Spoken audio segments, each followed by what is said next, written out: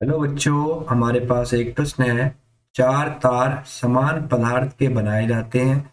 जब उन पर समान तनाव आरोपित किया जाता है तब निम्न में से कौन से तार में अधिकतम खिंचाव होगा। लंबाई यदि 50 सेंटीमीटर है, व्यास 0.5 mm है मिलीमीटर है तब, या फिर लंबाई जब 100 सेंटीमीटर है, व्यास 1 मिलीमीटर है, लंबाई 200 सेंटीमीटर, व्यास 2 मिलीमीटर, लंबाई 300 सेंटीमीटर, व्यास 3 मिलीमीटर। मतलब हमको चार अलग अलग लंबाई और चार अलग अलग व्यास के तार दे रखे हैं जो समान पदार्थ के बनाए गए हैं, उन पर समान ही तनाव आरोपित किया जाता है। तो हमको ज्ञात करना है कि किस तार में अधिकतम खिंचाव होगा। तो आइए हम अपने प्रश्न से संबंधित मुख्य अवधारणा को समझ लेते हैं। मुख्य अवधारणा में समझते हैं कि जो हमारा यंग प्रत्यास्थ गुणांक होता है वो हमारा अनुदैर्ध्य प्रतिबल और अनुदैर्ध्य विकृति के अनुपात के बराबर होता है। अनुदैर्ध्य प्रतिबल और अनुदैर्ध्य विकृति के अनुपात के बराबर। अनुदैर्ध्य प्रतिबल को हम लिख सकते हैं यहाँ पे बल बटे क्षेत्रफल, बल बटे क्षेत्रफल, और अनुदैर्ध्य विकृति लिख सकते हैं हम डेल्टा एल बटे एल। रिंग प्रत्यास्थ गुणांक का सिंबल होता है बाई। ये हमारा क्या बन जाएगा, बाई बराबर F L A into delta L. यदि हमें डेल्टा एल मतलब लंबाई में परिवर्तन अगर हम इसको इस ओर लेके आए तो ये हो जाएगा डेल्टा एल बराबर एफ एल बटे ए गुणा बाई। बाई हमारा यंग प्रत्यास्थ गुणांक। अब हम अपने प्रश्न की ओर एक बार फिर से आते हैं कि चार हमारे पास तार हैं जिनकी चारों की अलग अलग लंबाइयां हैं, अलग अलग व्यास हैं, लेकिन वो समान पदार्थ के हैं। तो इस स्थिति में सबके लिए बाई का मान समान हो जाएगा और उन पर समान तनाव आरोपित किया जाता है, मतलब बल का मान भी समान हो जाएगा। तो यदि उनकी लंबाई में परिवर्तन होगा तो उसका मान किस पर निर्भर करेगा, लंबाई में परिवर्तन का मान निर्भर करेगा अ, हमारा निर्भर करेगा किस पे, एल बटे ए पर। ठीक है, एल बटे ए पर लंबाई परिवर्तन किस पर निर्भर करेगा, प्रारंभिक लंबाई पर और उसके क्षेत्रफल पर। और हम जानते हैं क्षेत्रफल जो होता है वो हमारा पाई आर स्क्वायर होता है, तो हम इसको एक ही जगह हम लिख सकते हैं, ये भी चीज भी लिख सकते हैं। डेल्टा एल डिपेंड करेगा एल बटे पाई आर स्क्वायर पर। ठीक है। अब चूंकि पाई भी हर एक हमारे जो जितने भी तार होंगे सभी में पाई आएगा, तो फिर डेल्टा एल का मान जो है निर्भर करेगा एल बटे आर स्क्वायर। अब हम अपने प्रश्न में आते हैं। प्रश्न में हमको अलग अलग लंबाई दे रखी है। पहली स्थिति में जो लंबाई का मान दे रखा है, एल का मान दे रखा है, एल वन का मान वो हमारा 50 सेंटीमीटर है, और जो हमारा व्यास दे रखा है डी वन का मान वो हमारा 0.5 mm है, 0.5 mm है।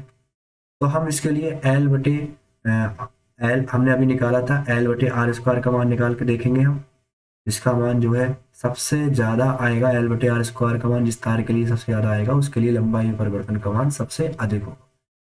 ठीक है। तो एल का मान हमारा 50 सेंटीमीटर है, व्यास का मान 0.5 mm है, तो हम त्रिज्या निकालेंगे तो वो हमारा आ जाएगा 0.25 mm। 0.25 mm।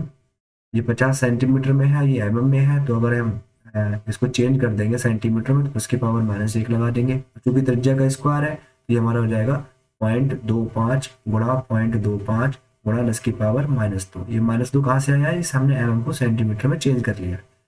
अब अगर हम इसको सॉल्व करेंगे तो सॉल्व करने के बाद जो हमारा मान निकल के आएगा वो आएगा 8 गुणा 10⁴। ये किसके लिए आया, पहले तार के लिए आया। अगर हम दूसरे तार के लिए निकालें L2 बटे R2 स्क्वायर, तो दूसरे तार के लिए जो लंबाई दे रखी है L1 का मान 100 सेंटीमीटर है, और जो हमारा D1 का मान दे रखा है वो हमारा है 50 सेंटीमीटर। सॉरी 50 सेंटीमीटर नहीं है, D1 का मान जो दे रखा है वो 1 mm दे रखा है, 1 mm।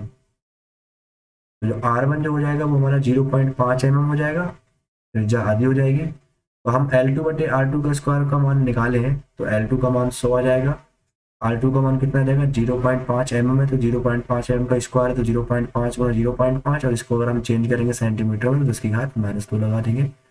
अगर हम इस पूरे मान को सॉल्व करेंगे तो हमारा आएगा 4 गुणा 10⁴। इसी प्रकार हम तीसरे तार के लिए देखें तो उसके लिए लंबाई के जो L3 का मान है वो 200 सेंटीमीटर है, और जो व्यास D2 का मान जो दे रखा है वो हमारा वो दे रखा है 2 mm। तो हमारी त्रिज्या हो जाएगी त्रिज्या का मान जो हो जाएगा वो हमारा हो जाएगा 1 mm।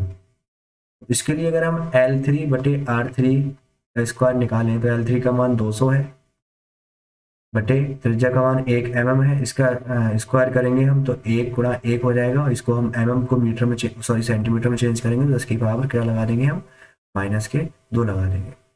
ये mm² 10 की पावर -2 आ जाएगा। तो ये इसको अगर हम सॉल्व करेंगे हम तो हमारा निकल के आएगा 2 × 10⁴। इसी प्रकार अगर हम सबसे लास्ट वाले तार को देखेंगे तो उसकी लंबाई जो दे रखी है हमारी, वो दे रखी है हमारी 300 सेंटीमीटर, और जो हमारा व्यास का मान दे रखा है उसके लिए वो दे रखा है हमारा 3 mm। त्रिज्या हमारी जो हो जाएगी सबसे लास्ट वाले के लिए वो हमारी हो जाएगी 1.5 mm। ठीक है। इसके लिए अगर हम L4/R4 का स्क्वायर निकालेंगे तो L4 का मान 300 और R4 का मान जो कितना हो जाएगा 1.5 × 1.5। R4 का स्क्वायर 1.5 × 1.5 × 10⁻²।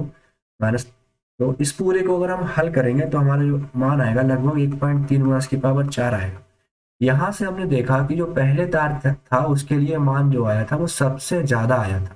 पहले तार के लिए L/R1 का स्क्वायर का मान कैसा था, सबसे ज्यादा, ये मान सबसे ज्यादा आया है। तो अतः पहले तार में जो होगा वो खिंचाव सबसे अधिक होगा। तो हमारा विकल्प नंबर 1 ठीक है। आशा करता हूँ आपको उत्तर समझ में आया होगा। धन्यवाद।